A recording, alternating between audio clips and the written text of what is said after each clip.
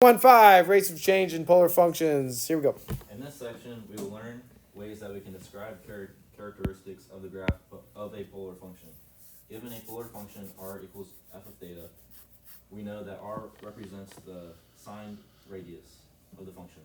We use the phrase signed radius because r can be a positive or negative value. As we trace the graph of a polar function, we're interested in whether the graph of r equals f of theta is getting closer to the origin or further from the origin over a given interval. All right, fantastic. So when r is positive, it moves the way it normally goes with our theta values. When r is negative, it moves which way? Backwards, okay? And then the origin in polar mode is sometimes called the pole. Actually, a lot of times it's called the pole. All right, and so I'm going to talk about increasing and decreasing distance for a sec. All right, and so when the distance is increasing, the radius or your function is positive and increasing, or it's negative and decreasing. I want you to think of like them having the same signs, basically. And so positive and increasing, they're kind of both like on the positive side of things, yes? And then like negative and decreasing, it's on the same side kind of thing. So when they have the same sign, the distance is increasing. However, when you have opposite signs, so for instance, when your function is positive and decreasing or negative and increasing, do you see how they're kind of opposites of one another? Yes? No? Okay. And that's when your distance is actually decreasing. So I need to understand that terminology for a sec. If you're in physics or calculus or whatever, when you talk about speed, it deals with the same stuff. And so if velocity and acceleration have the same sign, the speed is increasing.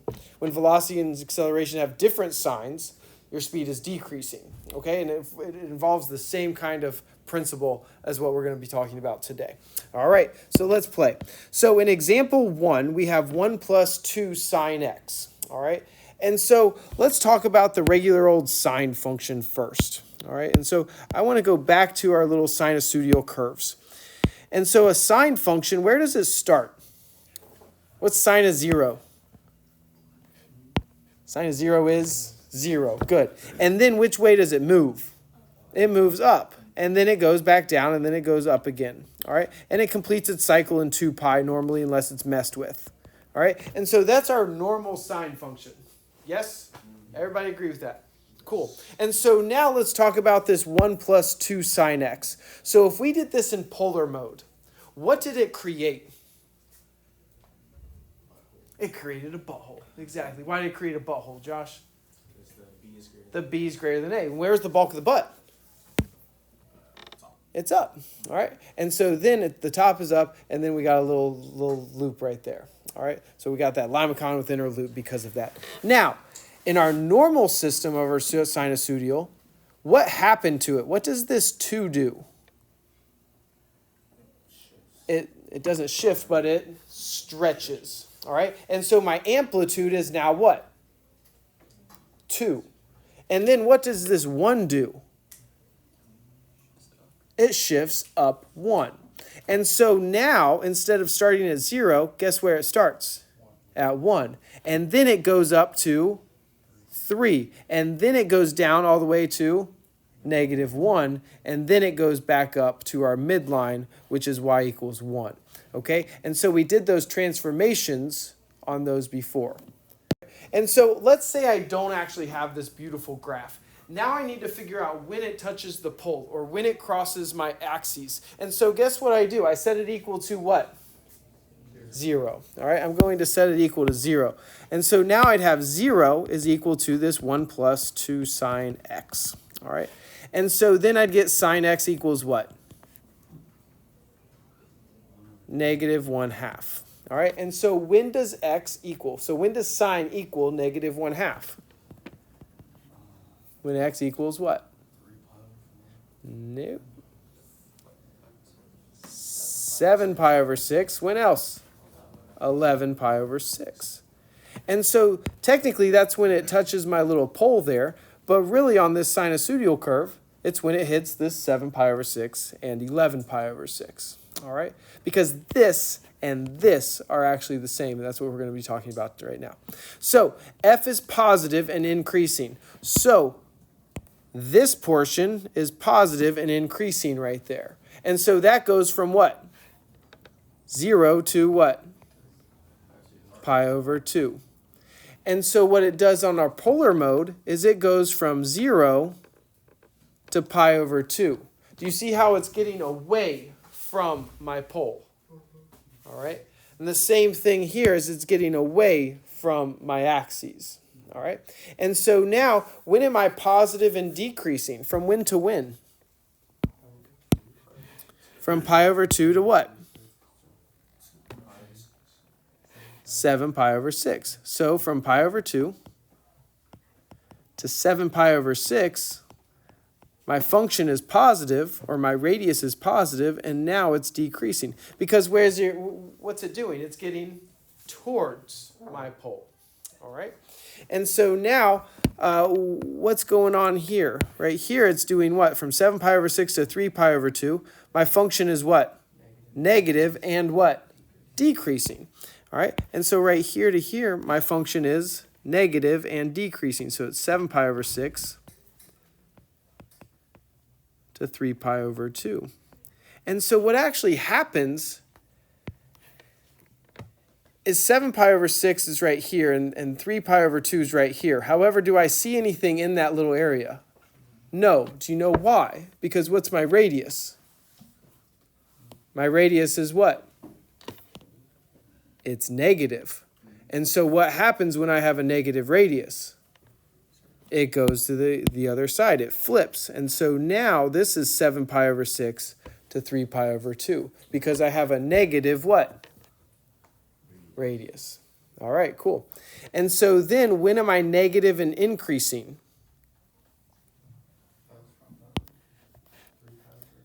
From 3 pi over 2 to what? 11 pi over 6.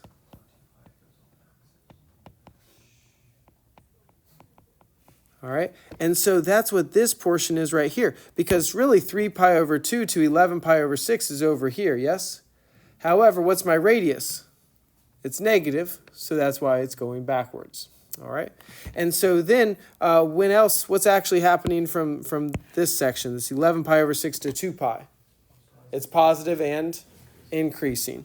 And so from 11 pi over 6 to 2 pi, I'm also positive and increasing. All right? All right, cool. Let's keep talking about it. So on this one, all right, so on this, when we talk about the distance between changing, all right, to be an increasing distance, I have to have positive and increasing, or I have to have what? Negative and decreasing. They have to share the same sign. Now, so it's kind of like it moves away from the axes and away from the axes. Okay, so that's said to be the distance is increasing right there. And decreasing, it kind of moves towards the axes. Now, graphically with our polar mode, it moves towards, and it moves towards, and this one moves away. All right, and so that's kind of what's happening on those. Here we go.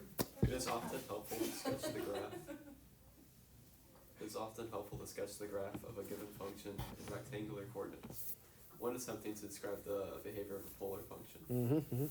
Consider the graph with a polar function of r equal f of theta, where f of theta equal 2 minus 4 cosine theta. In the polar coordinates system, for 0 is greater than 0 is less than theta is less than 2 pi. Which of the following statements is true about the distance between the points with polar coordinates fx f of theta and the origin? All right, love it. And so let's kind of sketch this out on a sinusoidal graph. Where does cosine normally start? It starts where? At what? At 1. Cosine normally starts at 1. And then what does it do? It goes down like that, yes? All right. However, this is doing stuff to it. What does this negative 4 thing do? It flips it. It also does what? It stretches it. It's our amplitude, right? And so it has an amplitude of 4. So if I just had negative 4 cosine, instead of starting at 1, it would start at what? Negative 4. All right? It would start at negative 4 because it flips it. But then it has this 2 for our midline. And so I have a midline going on at 2. And so what did that do? it shifted it up what? 2. And so instead of starting at -4, guess where it's going to start? At -2. And so now it starts at -2, and it's going which way? Up. And then it goes back down. All right. And so now, what does it go up to? What is it going to reach its maximum?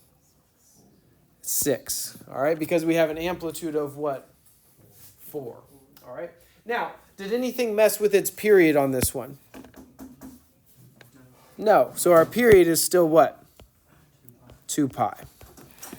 Still 2 pi. And so now it's going to reach its maximum at pi. All right. And so that's kind of how we know our cosine function works right there. However, what do we need to actually solve for if we're talking about a distance increasing or decreasing? We need to solve for what? These intersections. So how do we solve for those intersections? We set that equal to what? 0. So now we're going to set 0 equal to 2 minus 4 cosine theta. And so now what do? We subtract 2, then divide by -4. So cosine is equal to what? I think it's a positive 1/2.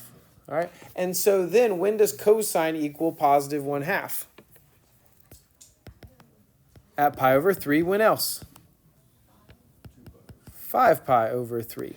And so this one is pi over 3, and this one is 5 pi over 3. All right.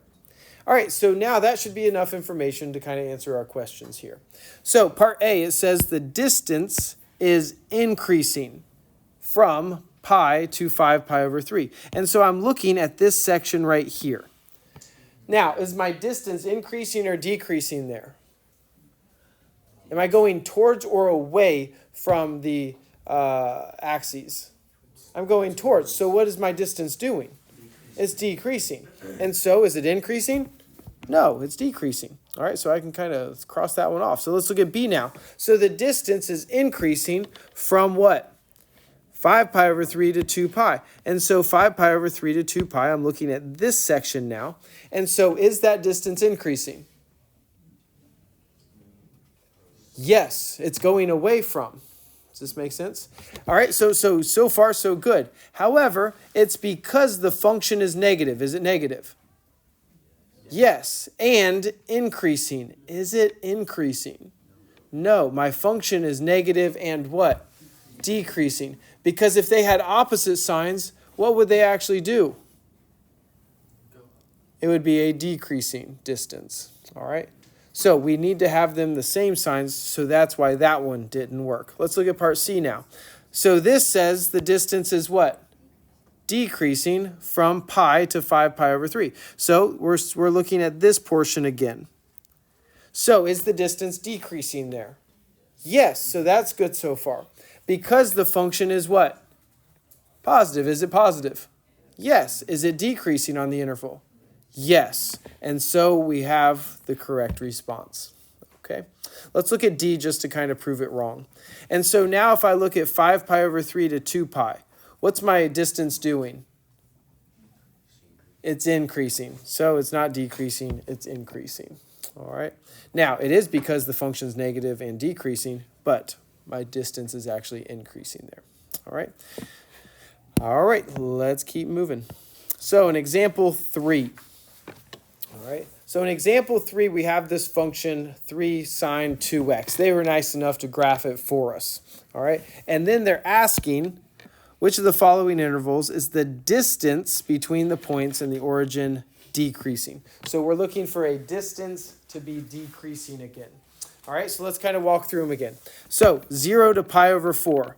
What's happening from 0 to pi over 4? What's my distance doing? My distance is increasing. It's moving away from my axes. So that one's not right. And so now let's look at part B. And so now I'd have pi over 2 to 3 pi over 4. And so it's this portion. What's that doing? That's also increasing. All right, because why again? It's moving away from my axes. My radius is negative and it's decreasing.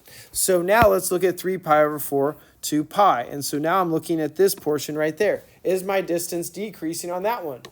Yes. Now, let's talk about y. Because y, f of theta is what? Less than 0 and what? And increasing. All right. So my function is negative and increasing because my signs switched. All right. So I have different signs going on. Relative extrema of polar functions. Another characteristic that arises when we study polar functions are relative extrema, minima and maxima. For polar functions, if r equals f of theta changes from increasing to decreasing, or from decreasing to increasing, then the function has a relative extremum on the interval corresponding to a point relatively closest or farthest from the origin. All right, fantastic. All right, so just like we talked about extrema before, so this would make a what? A relative what? Max, because it goes from increasing to what? Decreasing. And so when we start talking about polars, like let's say this is like our little pedal, this would go from increasing to what? Decreasing. It's still a maximum distance away. And so that's kind of what it's talking about. But really, we're going to kind of sketch out the sinusoidal curves because it's easier to work with. All right, so let's look at example 4. And so we have this function, f of theta equals 1 minus 2 sine of 2 theta on this one. And so let's kind of graph out this sinusoidal curve. And so this is a sine function. And so where does sine normally start? At 0, right? And where does it normally do it? It starts going which way? Up. Now, this changed its period, though. And so this period is not 2 pi. And so what is my period now? I need to do what? Divide it by 2. Okay, remember it's 2 pi over b, and my b here is 2. And so 2 pi over 2, which is pi. And so this is actually going to change its period to pi. And so it's going to complete all of its cycle in pi. Now, what's its midline here? 1. Well, what does this negative 2 do? It flips it. All right. And so now I'm going to have my midline at 1. And then it's going to, instead of going up, it's going to go what? Down. And then it's going to go up again and then back to 1. And so that's how it's going to complete its cycle. Now, what is its minimum at? Or what is the value at? Negative 1. And then what's its maximum at? 3. All right. Now, it hits its other midline right here at what? At pi over 2. And let's talk about where its maxes and mins are. And so where's this minimum at? Pi over 4. And then its maximum would be at what? 3 pi over 4. And this should be good enough for what we're going to answer. All right. Now, a lot of the times when we're talking about increasing and decreasing distances or radii and stuff, you need to solve for these intercepts. However, this is all talking about relative mins and maxes. So do I actually need these intercepts? I don't. If you needed to, what would you do? You would set it equal to 0. All right, but you don't need to on this one. All right, so I have a relative minimum on the interval pi over 3 to 2 pi. So is pi over 3 before or after this pi over 4? It's after. So pi over 3 is over here, isn't it? So am I going to have a minimum on that interval? No, so that's why A is not going to work out. Let's look at B now. So now I have a relative what? Minimum again, from 2 pi over 3 to pi.